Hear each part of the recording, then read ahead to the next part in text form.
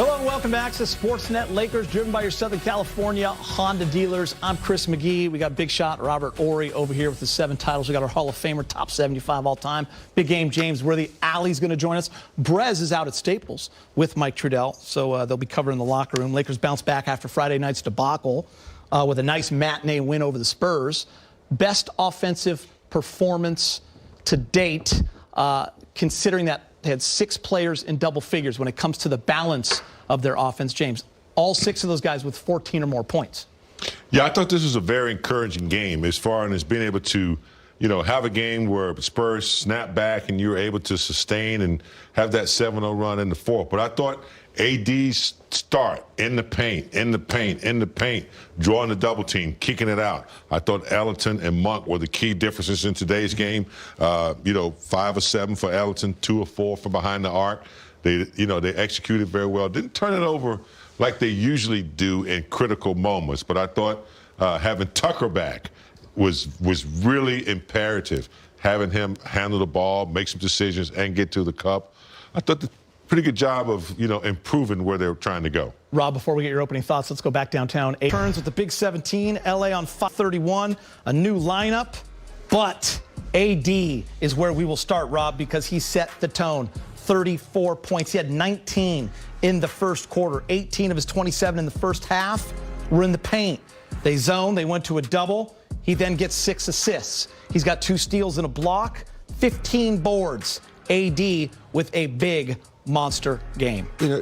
This is one of the things that drives James and I bonkers. When AD goes out and scores 18 points like this, and we be like, why doesn't he do this every game? But I know sometimes it takes a lot of stress in your body to do this all the time, but we want him to do this because, to me, this is what got him going.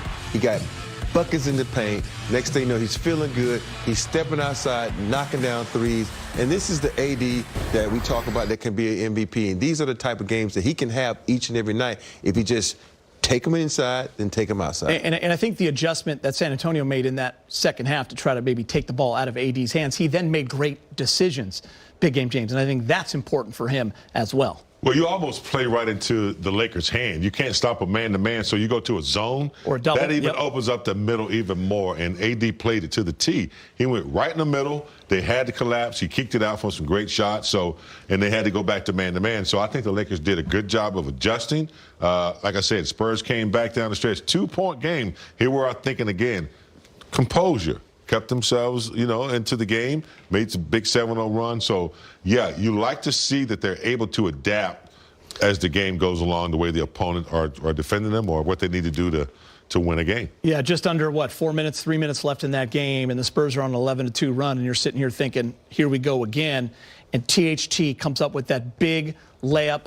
AD kicks it out to Melo for 3, and then AD with a nice pass to Russ, 7-0 run, game over. I like the way they're closing, but I do want to focus on, in this game, I do want to focus on THT, though.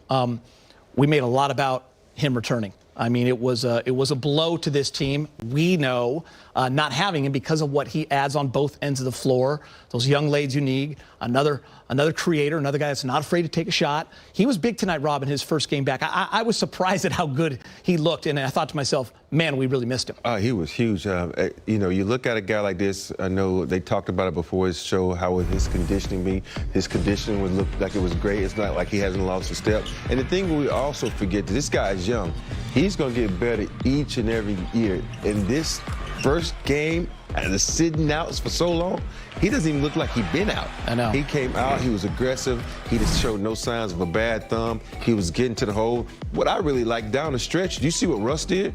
Russ said, go ahead, young fella, you got it. He came down, got a pick and roll, made some things happen. And that's what you got to have sometimes when you have Russ and LeBron in the game. You got to have somebody else, because think about it. Teams gonna, they're gonna plan for Russ. They're gonna plan for LeBron. Sometimes they forget about guys like THT who are able to score. You know who's not afraid to take the last shot in games or with shot clocks? We've seen Malik Monk do it. We know AD, Russ, and LeBron, of course. How valuable is it to get THT back, a guy that's not afraid to take and make shots, late game situations? You know how unpredictable the Lakers could be with a three-headed monster ball handlers, LeBron, Wes, and Tucker. LeBron really believes in Tucker's making great decisions with the ball in his hands down the stretch. And you see what he can do in finishing. So it's vital to have that, what I call a three-headed monster ball handling trio. Tucker's amazing. He hits big shots. He can go to the hole.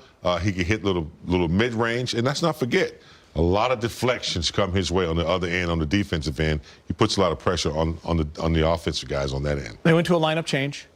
AD to the 5, which meant no DeAndre Jordan.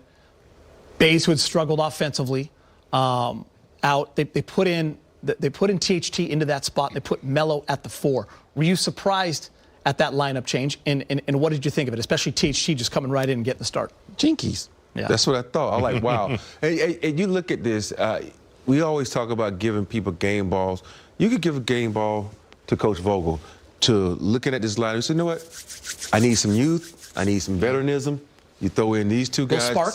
Yeah, THT and Carmelo, and it worked. The guys came out, and I think it had a lot to do with AD also, saying, you know what, I'm going to go down this paint, I'm going to feast, and I'm going to eat. And he scored, like you said, 18 points in the paint in the first quarter. And that kind of gave them a spark. THT came out, hit his first three, his first shot after being missing. He comes out and hit a 3. Carmelo, you know what, everybody's going to run me off the 3. I'm going to pull up full of mid-range jumpers. And that's what you got to do. You have to be able to switch your game up because people are playing for you. You know, I guarantee you in the game plan, Pop saying, yo, Carmelo's hot from 3, run him off the 3.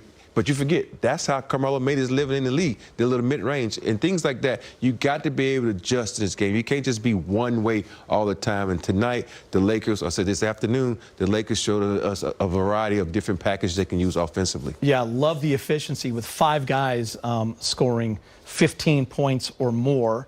I love the three-point ball, 15 to 31, because the ball was moving. I thought they were good shots, James, at 48%. But you mentioned Monk and Ellington, and I want to give them a little love. 7 of 11 combined for 3 for 31 points as you look at the balanced scoring right there. That's impressive.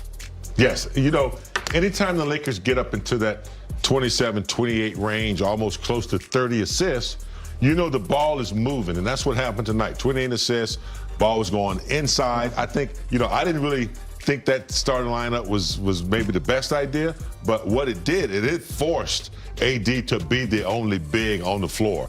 And when you're looking around and you don't see Dwight Howard, you don't see DeAndre Jordan, sometimes subconsciously, I'm the big, and they went to work. So I think that was a good example of what they need to do as far as moving the ball, 28 assists, that's a good volume. James, I think your word was golly. I think it's golly, surprise, surprise, surprise. But you know, also we talked about the Lakers only have 14 turnovers. I know Russ had 7 of those, but to me, 14